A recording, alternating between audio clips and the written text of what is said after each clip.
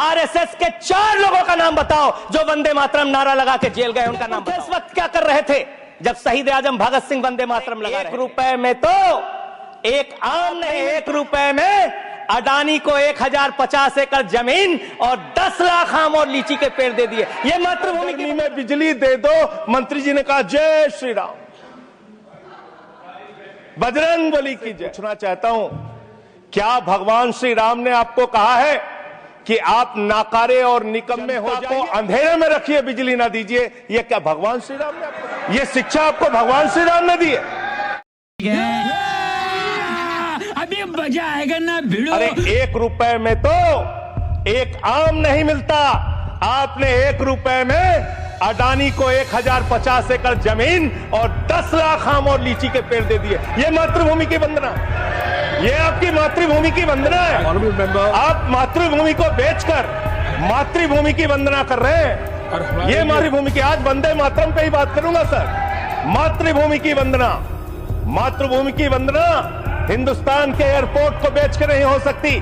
मातृभूमि की वंदना रेल को बेच के नहीं हो सकती, सेल को बेचकर नहीं हो सकती, समुद्री तटों को बेचकर नहीं हो सकती, कोयला और गैस को बेच के नहीं हो सकती, हिंदुस्तान की जमीनों को बेच के नहीं होती। तुम लोग मातृभूमि को बेचने वाले लोग हो, तुम मातृभूमि की वंदना करने वाले लोग नहीं हो। आरएसएस के 4 लोगों का नाम बताओ जो वंदे मातरम नारा लगा के जेल गए, उनका नाम बताओ। आप 4 लोगों का नाम बताओ। हमको कुछ नहीं पता। 21 घंटे से लाइट नहीं आ रही, 21 घंटे से लाइट नहीं आ रही, व्यापार बर्बाद हो रहा है, बच्चे रो रहे हैं, हमको गर्मी में बिजली दे दो। मंत्री जी ने कहा जय श्री राम। क्या भगवान श्री राम ने आपको कहा है कि आप नाकारे और निकम्मे हो जाइए और जनता को अंधेरे में रखिए, बिजली ना दीजिए? ये क्या भगवान श्री राम ने आपको कहा है? ये शिक्षा आपको भगवान श्री राम ने दी है? दलितों से इतना चिढ़ है आपको? क्या दलित भारत माता के बच्चे नहीं? क्या पिछड़े भारत माता के बच्चे नहीं? क्या आदिवासी भारत माता के बच्चे नहीं? अगर दलितों, पिछड़ों, आदिवासियों की बात होगी तो आप विरोध करोगे। आप विरोध करोगे। मैं सोच रहा था कि वंदे मातरम के बारे में उसके 150 वर्ष पूरे होने पर यह चर्चा सरकार के द्वारा क्यों प्रायोजित कराई जा रही है। एक तो यह अच्छी बात है कि देशभक्ति की भावना का विकास सबके अंदर हो, वंदे मातरम के महत्व को सारे देश के लोग समझें, नौजवान समझे, किसान समझे, मजदूर समझे, पढ़ा लिखा समझे, गैर पढ़ा लिखा समझे। यह अच्छी पहल है। लेकिन मैं साथ ही साथ यह भी सोच रहा था, तो एक घटना मुझे याद आई मान्यवर। वो घटना थी उत्तर प्रदेश की। हमारे एक ऊर्जा मंत्री हैं, माननीय मंत्री जी ए.के. शर्मा जी, उनके सामने व्यापारी लोग पहुंचे। उन्होंने कहा 21 घंटे से लाइट नहीं आ रही, 21 घंटे से लाइट नहीं आ रही, व्यापार बर्बाद हो रहा है, बच्चे रो रहे हैं, हमको गर्मी में बिजली दे दो। मंत्री जी ने कहा जय श्री राम, बजरंग बली की जय, और गाड़ी में बैठ के चले गए। मैं आपके माध्यम से सरकार से पूछना चाहता हूं, क्या भगवान श्री राम ने आपको कहा है कि आप नाकारे और निकम्मे हो जाइए और जनता को अंधेरे में रखिए, बिजली ना दीजिए? यह क्या भगवान श्री राम ने आपको कहा है? यह शिक्षा आपको भगवान श्री राम ने दी है?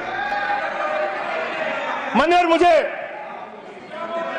वंदे मातरम आम आदमी पार्टी की रैलियों में, आम आदमी पार्टी की सभाओं में भारत माता की जय और वंदे मातरम जोर जोर से लगाए जाते हैं। किसी दिन लगाने का मन हो तो आ जाना हमारी पार्टी के कार्यक्रम में, आपसे ज्यादा तेजी के साथ वहां पर वंदे मातरम लगाएंगे। सदन में भी लगाना चाहते हो लगाओ।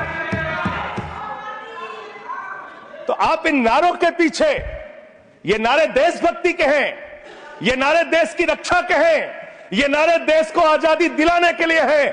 क्या बात है सर, क्या बात है सर, क्या बात, ये बात है। अरे सर क्या बात है। ये नारों के पीछे अपने गुनाहों को छिपाने के लिए नारे नहीं है, मैं कहना चाहता हूं मान्य। और आप क्या कर रहे हैं? आप इन नारों के पीछे अपने गुनाहों और अपराध को छिपाना चाहते हैं। वंदे मातरम का मतलब क्या है? वंदे मातरम का मतलब है मातृभूमि की वंदना। मातृभूमि की वंदना। हम मातृभूमि की वंदना करते हैं, तो आप कैसे मातृभूमि की वंदना कर रहे हैं? अरे 1 रुपए में तो एक आम नहीं मिलता। आपने 1 रुपए में अडानी को 1050 एकड़ जमीन और 10 लाख आम और लीची के पेड़ दे दिए। ये मातृभूमि की वंदना, ये आपकी मातृभूमि की वंदना है। आप मातृभूमि को बेचकर मातृभूमि की वंदना कर रहे हैं। ये मातृभूमि की, आज वंदे मातरम पे ही बात करूंगा सर। मातृभूमि की वंदना, मातृभूमि की वंदना हिंदुस्तान के एयरपोर्ट को बेच के नहीं हो सकती। मातृभूमि की वंदना रेल को बेच के नहीं हो सकती, सेल को बेचकर नहीं हो सकती, समुद्री तटों को बेचकर नहीं हो सकती, कोयला और गैस को बेच के नहीं हो सकती, हिंदुस्तान की जमीनों को बेच के नहीं हो सकती। तुम लोग मातृभूमि को बेचने वाले लोग हो, तुम मातृभूमि की वंदना करने वाले लोग नहीं हो। मान्यवर वंदे मातरम पे ही सुनिए, आज वंदे मातरम के अलावा कुछ बोलूंगा ही नहीं। मातृभूमि की वंदना, इस मातृभूमि की वंदना में जब यहां पे लीडर ऑफ द अपोजिशन बोल रहे थे, मान्यवर, honourable I am not yielding sir, I am not yielding sir, sir I am not yielding sir, I am not yielding sir. जब लीडर ऑफ अपोजिशन बोल रहे थे, ऑथेंटिकेट इट प्लीज देन। जब leader, sir I am not yielding, sir I am not yielding. जब यहां पे leader of opposition बोल रहे थे, नो पॉइंट ऑफ ऑर्डर, खड़गे साहब, उनके मुंह से नो पॉइंट ऑफ ऑर्डर, दलित शब्द निकल गया, दलित शब्द निकल गया। पूरी की पूरी भारतीय जनता पार्टी हाउस में खड़े होकर विरोध करने लगी। दलितों से इतना चिढ़ है आपको? क्या दलित भारत माता के बच्चे नहीं? क्या पिछड़े भारत माता के बच्चे नहीं? क्या आदिवासी भारत माता के बच्चे नहीं? अगर दलितों, पिछड़ों, आदिवासियों की बात होगी तो आप विरोध करोगे? आप विरोध करोगे? You are not on the topic. LOH. Just in a minute. LOH. Sir दो बातें हैं। Please. LOH is on its legs. LOH is on its legs. Sir दो बातें हैं।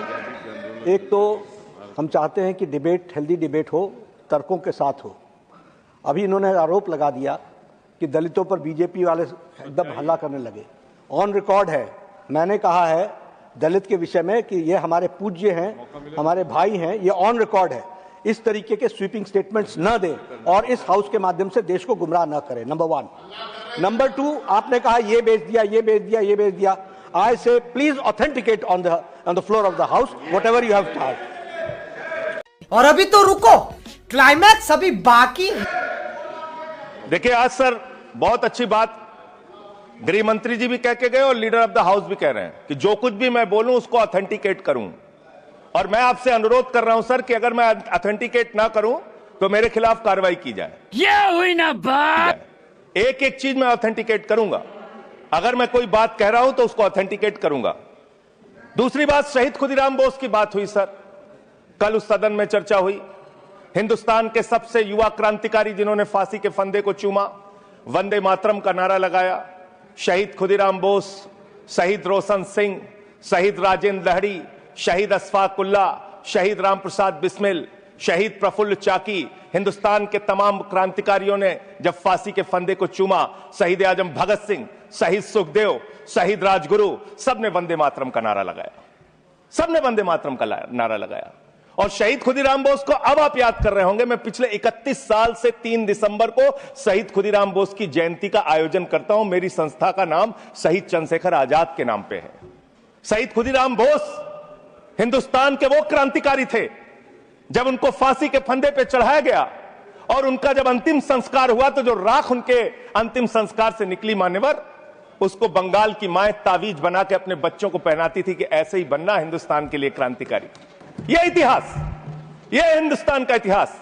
लेकिन मैं आपके माध्यम से इस सरकार से पूछना चाहता हूं, आपके पुरखे इस वक्त क्या कर रहे थे जब शहीद आजम भगत सिंह वंदे मातरम लगा रहे थे, शहीद सुखदेव वंदे मातरम लगा रहे थे, शहीद राजगुरु वंदे मातरम का नारा लगा रहे थे, शहीद खुदीराम बोस वंदे मातरम का नारा लगा रहे थे? उस वक्त आप क्या कर रहे थे? क्या कर रहे थे आप? वंदे मातरम का नारा लगाकर लोग जेल गए, लाठियां पड़ी उनको।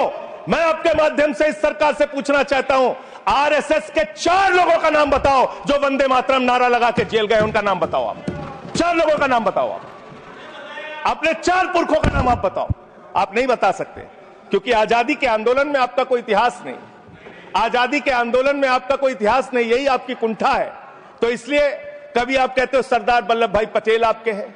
अरे भैया, सरदार वल्लभ भाई पटेल ने आरएसएस के ऊपर बैन लगाया था, यह रिकॉर्डेड हिस्ट्री है। और जब 18 महीने जेल में रखा गया आरएसएस के लोगों को राष्ट्रपिता महात्मा गांधी की हत्या के अपराध में, जब उनको छोड़ा गया, बैन हटाया गया, तो उसमें शर्त लगाई कि आप राष्ट्रीय ध्वज को मानेंगे, यानी कि आप तिरंगे झंडे को भी नहीं मानते थे।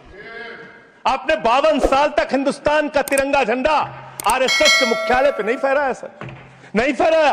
और 3 लोगों ने आरएसएस के मुख्यालय पर जब यह झंडा फहराया, उन तीनों के नाम मैं पढ़ रहा हूं, विजय, उन्मत, दिलीप, इन तीनों लोगों के खिलाफ आरएसएस ने एफआईआर दर्ज कराई। किस अपराध में? कि हमारे दफ्तर में तिरंगा क्यों फहरा दिया। और कितने साल तक मुकदमा लड़े? 13 साल तक मुकदमा लड़े। यह है आपकी असलियत। आप तिरंगे का विरोध करते हैं, भारत के राष्ट्रीय ध्वज का विरोध करते हैं। जो लोग तिरंगे और राष्ट्रीय ध्वज का विरोध कर सकते हैं, वो भारत माता के सच्चे सपूत नहीं है, वो नहीं है हमारे निगाह में। तू साला बहुत नीच आदमी रे। सांप को देखा और तेरे को देखा तो पहला सांप को छोड़ के तेरे को मारना।